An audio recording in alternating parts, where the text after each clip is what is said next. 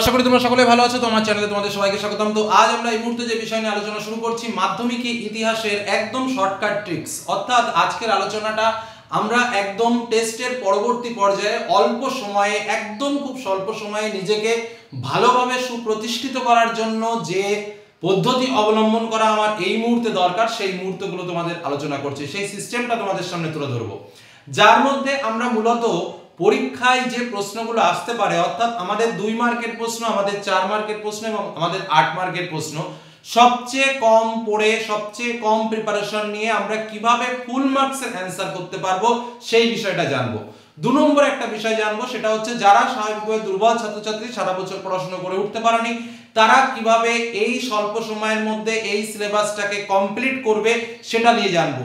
3 নম্বর বিষয় যে একদম শর্টকাট মেথডে কিভাবে ফুল মার্কস আমরা ক্যারি করতে পারি সে বিষয়টা জানবো। এবং আজকের আলোচনা কিন্তু টপারদের জন্য নয়, যে আমি 100তে 100 পাবো সেটার জন্য নয়, হ্যাঁ তবে আমি 100% মার্কস কমন পাবো সেটার জন্য কিন্তু অবশ্যই।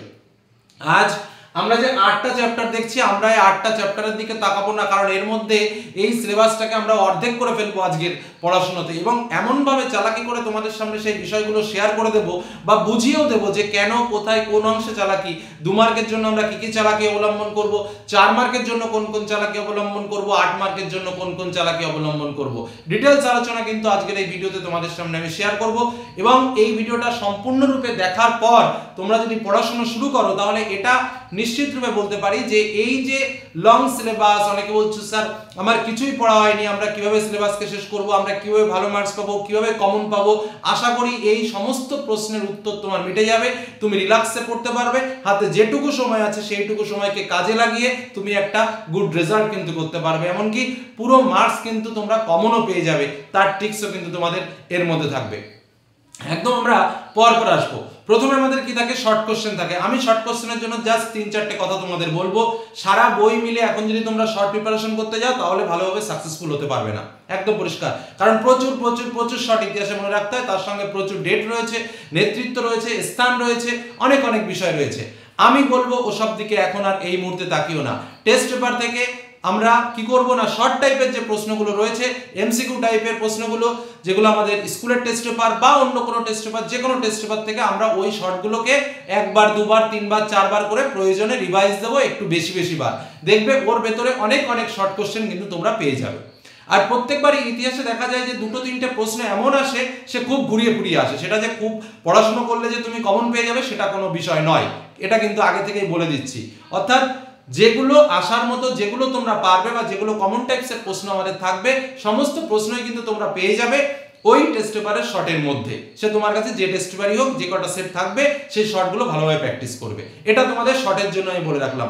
বেশি বই ঘাটতে গেলে, বেশি শর্ট মনে রাখতে গেলে কিন্তু এখন ব্রেনে চাপ পড়বে, মাঝখান তাও মনে রাখতে পারবে না, এগুলো যাবে ওগুলো যাবে। ওর জন্য শর্টকাট মেথড, যে কোনো টেস্ট পেপারের শর্ট এমসিকিউ পার্ট সলভ করে রেডি করে রেখে দাও, ওকে। এবং আশা করা যায় যে 80% থেকে 90% শর্ট কিন্তু ওর মধ্যে দিয়েই তোমরা পাবে, ঠিক আছে। গেল আমার শর্টের প্রিপারেশন, একদম গ্যারান্টিতে বলছি ওখান দিয়েই পাবে। নেক্সট এবার আমরা আসবো শর্ট প্রিপারেশন যাওয়ার পরে আমাদের 2 মার্কের প্রিপারেশন। দেখো 2 মার্কের জন্য চালাকি তো অবশ্যই শেয়ার করবো। প্রথম কথা, আমরা দেখো এখানে 8খানা চ্যাপ্টার লিখে নিয়েছি। ইতিহাসের ধারণা, সংস্কার বৈশিষ্ট্য পর্যালোচনা, প্রতিরোধ বিদ্রোহ, সংঘবদ্ধতার গোড়ার কথা, বিকল্প চিন্তা উদ্যোগ, 20 শতকে কৃষক শ্রমিক ও বামপন্থী আন্দোলন, 20 শতকে নারী ছাত্র ও প্রান্তিক জনগোষ্ঠী আন্দোলন, উত্তর ঔপনিবেশিক ভারত। এতগুলো চ্যাপ্টার আমরা এখানে লিখে নিয়েছি। আমাদের 2 মার্কের প্রশ্ন পরীক্ষাতে কটা আসবে জানো? 2 মার্কের প্রশ্ন আসবে পরীক্ষাতে 16টা। আমাকে লিখতে হবে কটা? 11টা। 16টা প্রশ্ন আসা মানে 2 মার্কসের জন্য, প্রথমে আমি বলছি দেখো, 2 মার্কসের জন্য প্রত্যেকটা চ্যাপ্টার থেকে, অর্থাৎ এখান থেকে দুটো, এখান থেকে দুটো, এখান থেকে দুটো, প্রত্যেকটা চ্যাপ্টার থেকে আমাকে দুটো করে প্রশ্ন আসবে। কথাটা বুঝো, আমাকে লিখতে হবে কটা? আমাকে লিখতে হবে 11টা প্রশ্ন। এবার আমাকে প্রথম যেটা করতে হবে, তাহলে স্যার সহজ চ্যাপ্টার কোনগুলো সেগুলো আগে আমি চিনে নিই, যেগুলো আমি খুব অল্প পড়ে খুব সহজে মনে রাখতে পারবো। এবার দেখো ইতিহাসের ধারণা, যেখানে আমরা খাদ্যাভ্যাসের ইতিহাস বা অন্যান্য বিভিন্ন ইতিহাসগুলো পাই, সেখানকার গুরুত্ব বা 2-1টা বিষয় একটু মনে রাখলেই কিন্তু হয়ে যায় এবং নিজে থেকেও কিন্তু লেখা যায়। তো এই চ্যাপ্টারটা কিন্তু আমরা সবাই ভালো পারবো, 1 নম্বর। লাস্ট এই 8 নম্বর চ্যাপ্টার, যেখানে কিন্তু 4-5টা প্রশ্ন রয়েছে, জাস্ট এই 4-5টা প্রশ্ন পড়লেই কিন্তু তোমরা 2 মার্কের কমন পেয়ে যাবে। নেক্সট দেখো প্রতিরোধ ও বিদ্রোহ, এখানেও ঠিক তাই।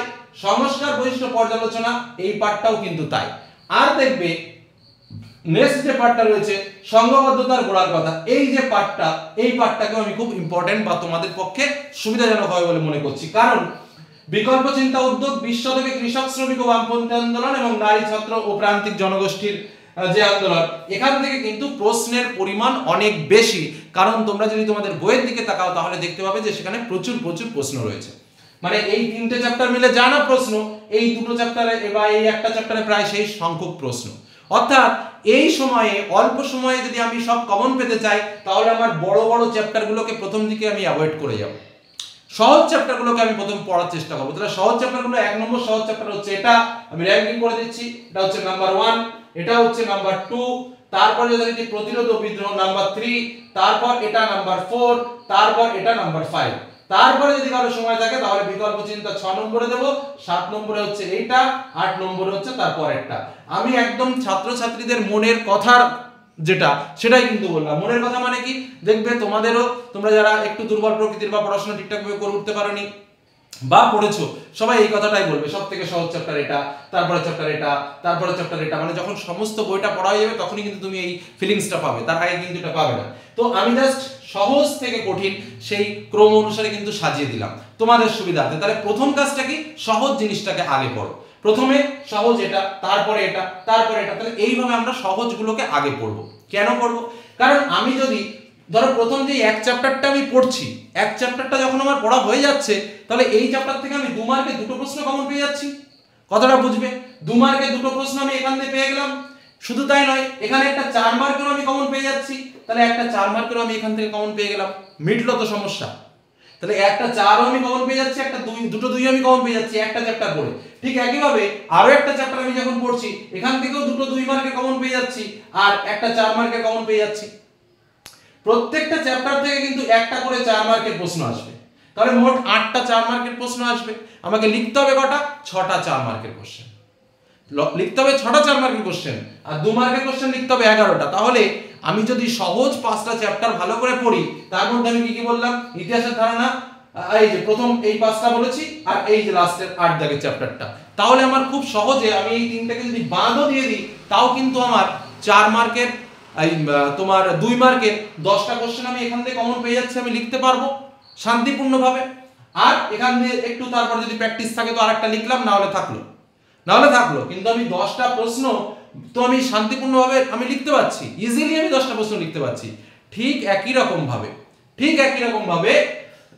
আমি যদি এই 5টা চ্যাপ্টার ভালো করে পড়ি তাহলে দেখবে এই 5টা চ্যাপ্টার থেকে আমি 4 মার্কের কোশ্চেনও 5টা লিখতে পারছি একদম সুন্দরভাবে। তাহলে 5টা 4 মার্কের কোশ্চেন আমি রিল্যাক্সে লিখতে পারছি, 5টা 2 মার্কের কোশ্চেন আমি রিল্যাক্সে লিখতে পারছি। তোমরা শুনলে অবাক হবে, 8 মার্কের জন্য সেটাও পড়তে হবে না। কেউ 2 নম্বর চ্যাপ্টার বা 2 বা 3 এই চ্যাপ্টারের প্রশ্ন, বা তোমার 4 এবং 5 এই চ্যাপ্টারের প্রশ্ন, বা 6 এবং 7 এই চ্যাপ্টারের প্রশ্নগুলো ভালো করে পড়লে তোমরা 8 মার্কের কমন পাবে। মানে সবগুলো পড়তে হবে না, এটা করো অথবা এটা করো অথবা এটা করো। কথাটা ভালোভাবে বুঝলে? তাহলে সহজ কোনটা পাবো আমরা? 2 আর 3 সহজ পাবো। তাহলে স্বাভাবিকভাবে 2 আর 3 যদি আমরা সহজ পাই তাহলে এখান থেকে আমরা 8 মার্কের কোশ্চেনটা আমরা কমন পেয়ে যাচ্ছি। আমি তোমাদের সেট 1 সেট 2 সেট 3 করে সাজেশন দিয়ে দিয়েছি, দেখবে তো সেট 1 এ এখান থেকে প্রশ্ন রয়েছে, সেট 2 তে এখান থেকে প্রশ্ন রয়েছে, সেট 3 তে এখান থেকে প্রশ্ন রয়েছে। এখানে 8 মার্কের জন্য 4টে কোশ্চেন দিয়েছি, যে 4টে কোশ্চেন করলে একটা পাবে। এখানে এই 4 মার্কের কোশ্চেন আমি আলাদা করে খুব তাড়াতাড়ি তোমাদের সামনে লাস্ট মিনিট সাজেশন তুলে ধরবো, সেখানেও তোমরা পেয়ে যাবে, যেখানে খুব কম সংখ্যক প্রশ্ন দিয়েছি 4 মার্কের। আর 2 মার্কের জন্য আমি যদি এই 2 মার্কের জন্য আমাদের সবথেকে বেশি পড়তে হয়, আমি যদি সেখানে এই 5টা চ্যাপ্টার পড়ি তাহলে আমার জিনিসটা খুব সহজে এই 3টে চ্যাপ্টারের একটা বইয়ের মধ্যে তোমরা খুলে দেখবে এই 3টে চ্যাপ্টার হচ্ছে সবথেকে ছাত্রছাত্রীদের কাছে হার্ডি মনে হয়, সবচেয়ে কঠিন মনে হয়, সবথেকে বিস্তারিত আলোচনা। আমি এই 3টে চ্যাপ্টারকে পুরোপুরি অ্যাভয়েড করে দিলাম, যে বাদ আমার এই 3টে চ্যাপ্টার। তাহলে এই 3টে চ্যাপ্টারকে যদি আমি বাদ দিই তাহলে দেখবে সিলেবাস হাফ হয়ে গেছে, আমাকে হাফও পড়তে হচ্ছে না। তাহলে ঠিক এইটুকু কষ্ট যদি আমি করি, এবং এটুকু কষ্ট করতে আমার খুব বেশি সময় লাগবে না, কারণ এখানে খুব বেশি প্রশ্ন নেই। আর এটুকু করতে পারলেই কিন্তু আমি 2 মার্কের কোশ্চেনের অ্যানসার করতে পারবো, আমি 4 মার্কের কোশ্চেনের অ্যানসার করতে পারবো, ইভেন 8 মার্কের কোশ্চেনেরও কিন্তু আমি অ্যানসার করতে পারবো। বোঝা গেল কি বললাম? এটা কিন্তু শর্টকাট ট্রিক্স, একদম শর্টকাট ট্রিক্স, এর থেকে শর্টকাট ইতিহাস হবে না। এবার সাজেশন যখন আমরা তোমাদের সামনে শেয়ার করেছি তখন আমরা প্রত্যেকটা পার্টেরই দিয়ে দিয়েছি, প্রত্যেকটা অংশের তোমাদের সামনে সাজেশন তুলে ধরেছি। তোমরা কি করবে? যে যেমন তুমি মনে করলে যে স্যার আমি সম্পূর্ণ পড়বো, আমার সব কমন দরকার, আমি 100তে 100 টার্গেট, আমি কোনো কিছু মিস করবো না, সে পড়তেই পারো, ওয়েলকাম তাদের জন্য।